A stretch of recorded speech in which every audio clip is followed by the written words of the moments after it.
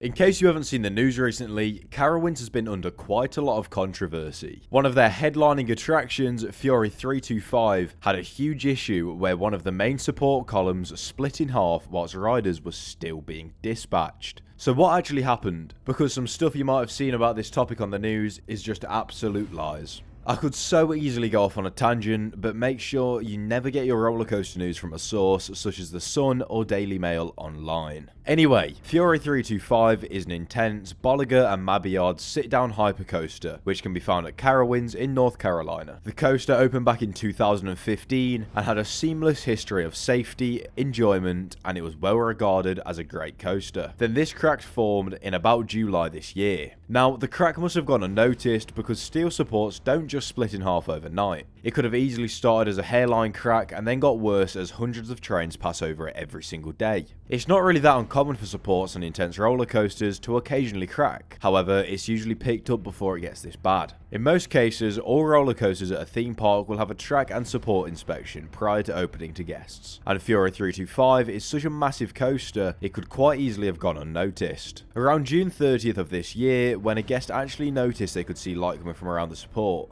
is when it was first noticed. So the guest immediately alerted a member of staff. As soon as the staff could confirm there was actually a split in the support, the ride was instantly closed until further notice. And although this video does look scary, there wouldn't have been too many ride vehicles that passed whilst the crack was this bad. Anyway, when the ride closed, the support was wrapped in pallet wrap only a day or two later. This was most likely done in a bid to stop rusting of the support column or the surrounding track.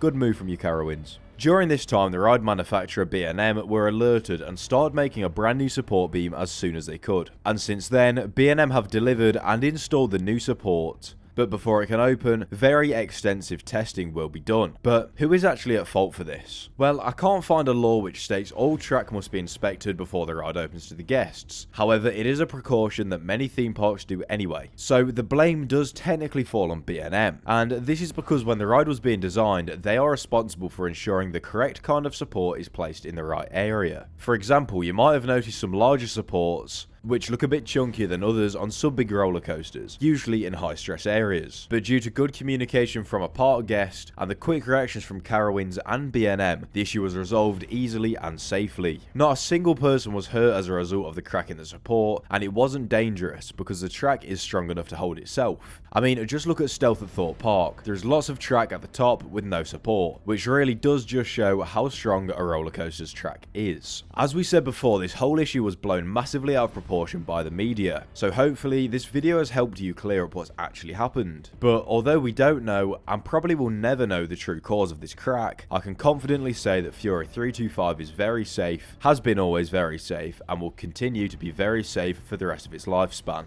Hopefully you enjoyed this video. If you did, hit the like button, subscribe on your way out, and I'll see you again soon.